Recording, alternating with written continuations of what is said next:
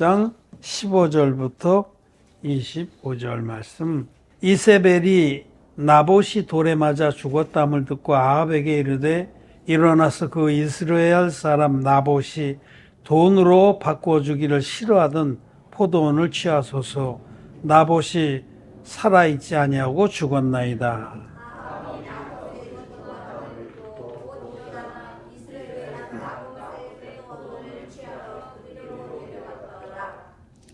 여호와의 말씀이 디셉 사람 엘리야에게 임하여 가라사대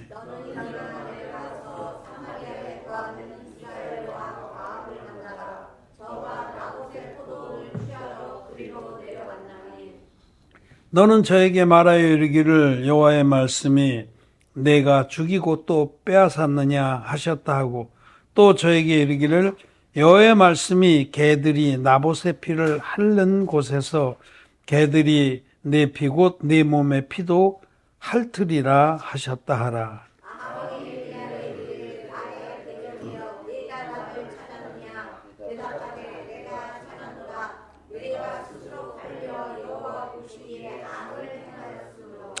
여호와의 말씀이 내가 재앙을 내게 내려 너를 쓸어버리되 내게 속한 남자는 이스라엘 가운데 매인자나 노인자를 다 멸할 것이요.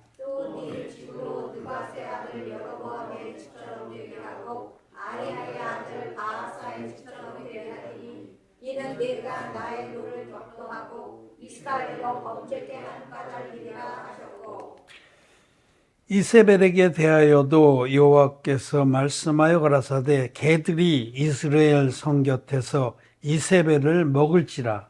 아합에게 속한 자로서 성에서 죽은 자는 개들이 먹고 들에서 죽은 자는 공중의 새가 먹으리라 하셨느니라 하니 예로부터 아합과 같이 스스로 팔려 여호와 보시기에 악을 행한 자가 없음은 저가 그 안에 이세벨에게 충동되었습니다.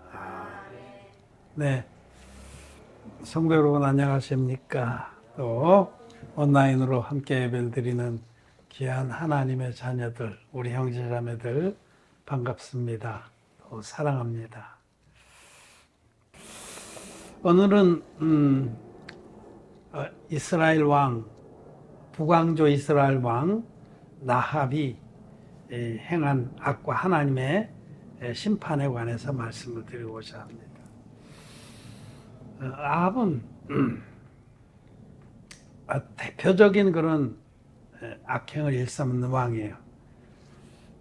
북왕조 이스라엘은 여로보암이라고 하는 솔로몬의 신하가 열지파를 끌고 가서 나라를 세우고 시작에서부터 우상숭배로 그 나라 전체가 오염된 그런 나라였었어요. 그래서 그 나라는 하나님의 계속적인 그 징계를 받습니다. 그런데도 영 돌이키지 않았죠. 근데 그 여로보암의 그 왕조는 금방 끝났어요. 끝나고 근데 그 다음에 이제 아합 왕은 여로보암의 후사가 아닙니다. 반역을 해서 이렇게 그 계통이 바뀌고 아합 왕 아들이 요람인가 하는데 그 왕이 또 됐다. 그가 예후라는 또 다른 그 신하가 아합 왕의 신하였죠. 근데 그 아들이 왕이 되자 그 아들을 섬겼던 그 장수인데 그가 또 요람을 찔러 죽이고 그리고 왕이 됐어요. 그래서 북왕조는 계속해서 반역이 일어나는 거예요. 이제 하여튼 이스라엘의 북왕조 이스라엘의 왕입니다. 아합이. 근데 이 아합이 이세벨이라는 이방 공주를 아내로 삼은 거예요. 페르시아 왕 엣발이라는 왕의 딸입니다. 그래서 엣발이라고 하는 그 왕은 바알을 섬기는 자거든요. 그 딸이 오죽하게 했어요. 그 딸이 아합 왕에게 씌워서 남편을 계속 충동질해가지고 사마리아 성에 왕궁에 그 왕성에 바알 신장을 세우고 또 아세라 신상도 세웁니다. 그러니까 북왕조는 시작부터가 우상 숭배의 단지인데 특히 이 아방 시대에 심했습니다.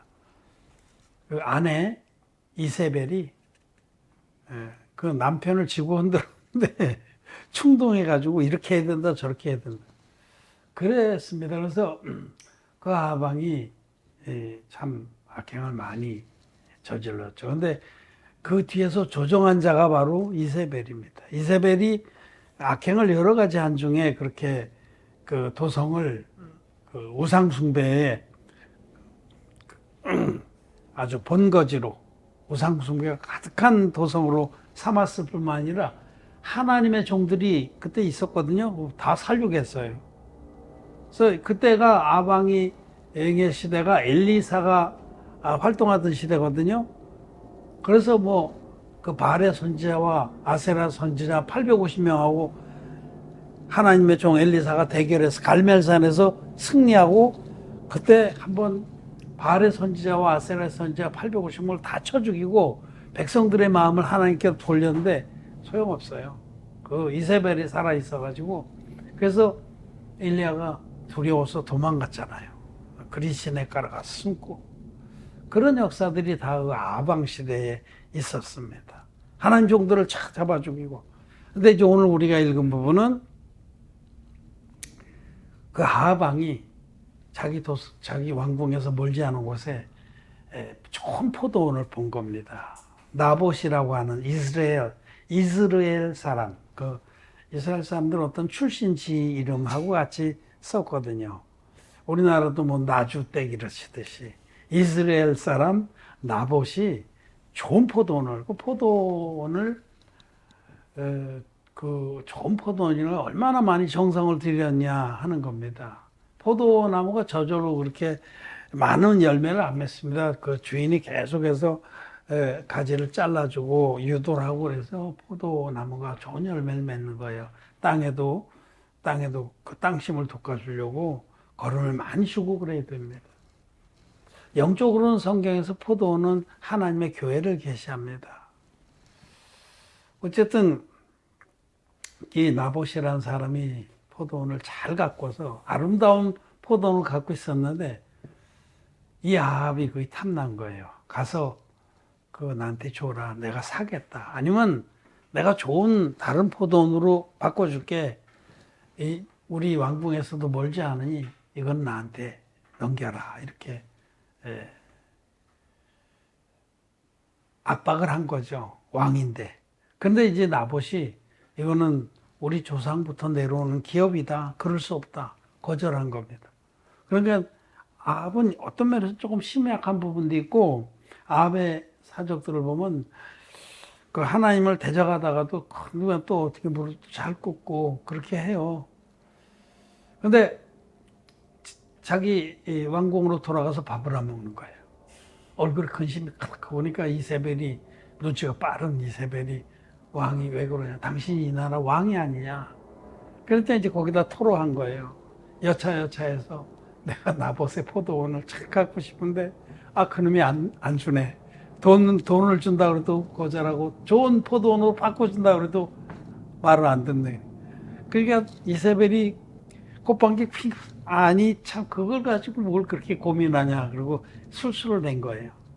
그래서 그 나봇의 그 성읍에 장로들에게 편지를 써서 나봇을 높은 곳에 앉히고 비류 두 사람을 구워 삶아서 그들이 나봇에 대해서 이 자가 하나님과 왕을 경멸했다라고 증언하게 하라. 그 두 사람의 증언이면 확정이 되거든요. 두 사람이. 그렇게 한 거예요. 그래서 그 성의 장로와 고관들이 그렇게 술술 구려가지고 나봇을 돌로 쳐 죽였습니다. 그 앞에 이제 우리가 읽은 앞에 그 얘기예요. 그래서 나봇의 피를 걔들이 핥았죠. 그러자 이세벨이 그쪽에서 전가를 듣고 자기 남편에게 나봇이 죽었다. 어찌 일어나서 가서 취하지 않대. 그래서 나봇의 포도원을 취한 겁니다. 그런데 하나님께서 아실까요? 모르실까요? 하나님께서는 우리 머리카락까지도 세신 분입니다. 하나님 다 아시기 때문에 하나님께서 당신의 종 엘리야를 엘리야를 보냈습니다. 그래서 엘리야를 보내서 하나님 말씀을 전하게 합니다. 아합에게. 그러니까 아합이 엘리야라고 하면 경기를 일으키거든요. 자기의 사랑하는 바알의 선지자, 아세라 선지자 850명을 다 쳐 죽이는 일을 했기 때문에 아주 경기를 일으키고 죽이지 못해서 환장하는, 한편으로는 또 두려워하기도 하고. 그러니까 나의 원수여 이렇게 말하잖아요. 이게 나의 대적이여. 20절에 아합이 엘리야에게 이르되 나의 대적이여, 내 원수라는 거죠. 내가 나를 찾느냐. 엘리야가 맞다, 내가 널 찾아왔다. 그리고 하나님 말씀을 전하는 거. 그래서 너는 이와 같이 네 아내에게 충동돼서 정말 악을 행했기 때문에 내가 반드시 심판하겠다. 너를 나봇의 피를 핥은 곳에서 개들이 네 피를 핥을 거다. 또 네 집안에 너에게 속한 모든 자는 다 멸절당한다. 자식들도 다 멸절. 대가 끊기는 거예요. 그리고 이 아내 이세벨에 대해서도 개들이 너를 먹을 거다. 아주 비참한 심판을 경고하는 겁니다. 근데 그대로 됩니다. 그대로. 하나님 말씀은 한 점 안에 또 떨어지지 않고 그대로 됩니다. 하나님 말씀하시면 절대로 변개치 아니하시고 반드시 이루어집니다.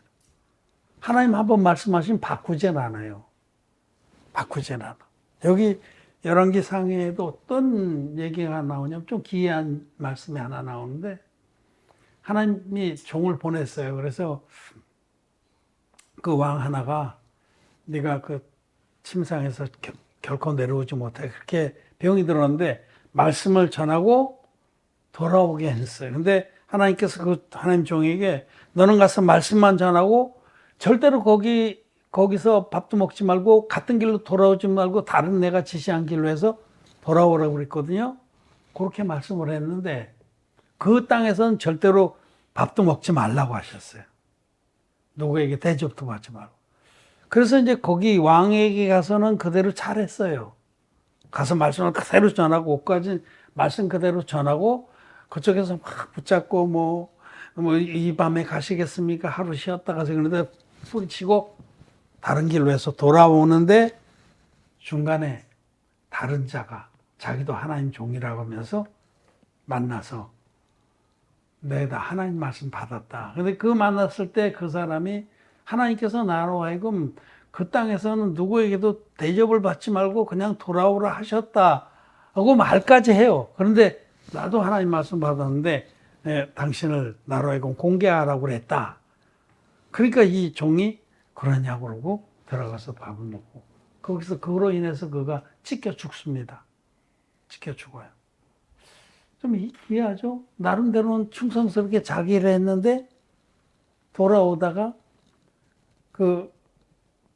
어떤 자기도 종이라 하는 그의 말을 듣고 들어가서 하나님 말씀 거기서 순종치 않은 거죠. 저는 그 말씀 보면서 하나님 말씀은 변개치 않는다. 하나님 말씀 바뀌질 않습니다. 그러면 그 사람이 진짜 믿음이 있는 종이라면은 웃기지 마라.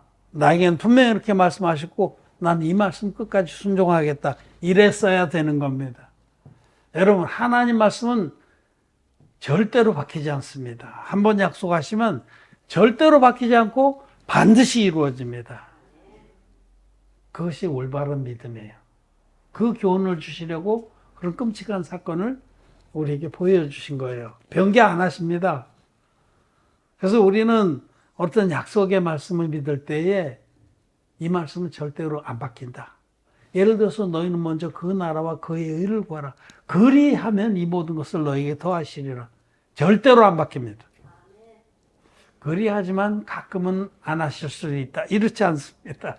절대로 우리가 그 나라와 그 일을 마음 중심에서부터 거기에 표대를 두고 살아가는 한 절대로 우리 하나님께서는 우리의 필요를 외면하지 않습니다. 안 바뀌십니다. 한번 말씀하시면 절대로 안 바꾸십니다. 그래서 하나님이 아합과 그 자녀들과 이세벨에게 내린 그 저주와 심판은 절대로 안 바뀌고 그대로 이루어져요. 그래서 이제 거기서부터 고히로 가면서 11개 하루 넘어가면서 하나하나 그 바로 다음 장에는 11개상 22장에서는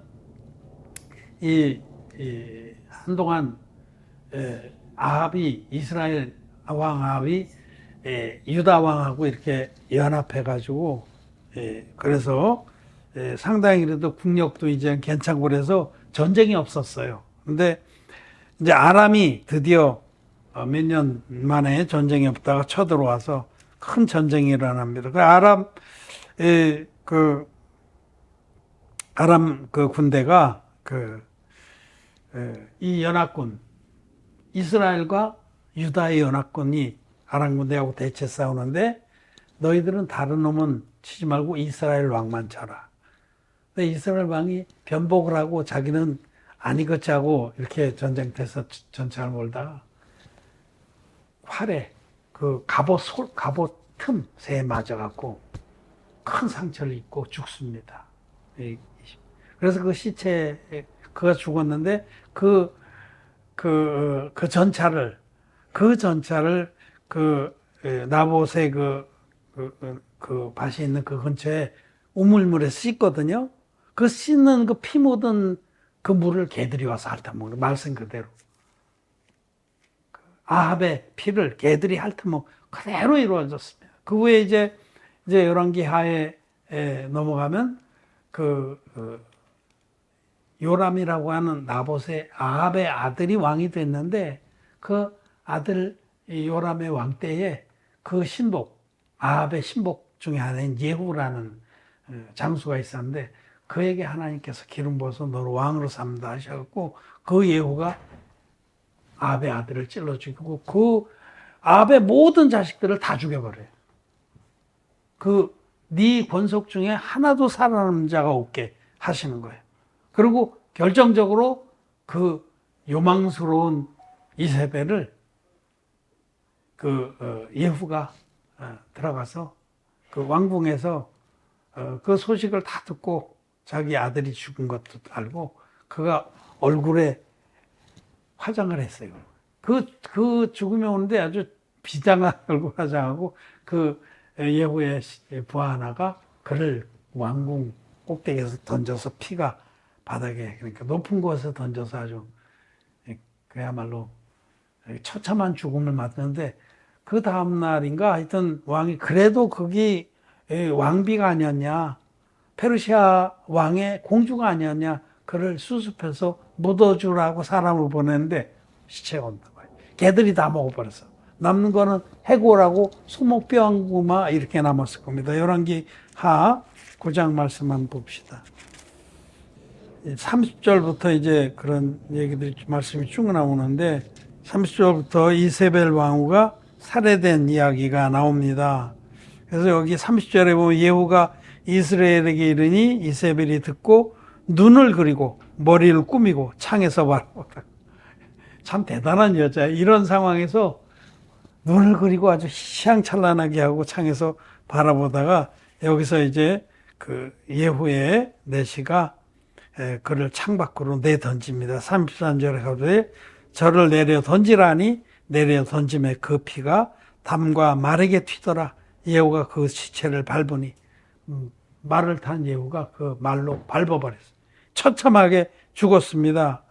그런데 그 후에 이 저주받은 계집을 장사하라 하고 했는데 36절에 가서 장사하려 한즉 그 두골과 발과 손바닥 외에는 찾지 못한지라.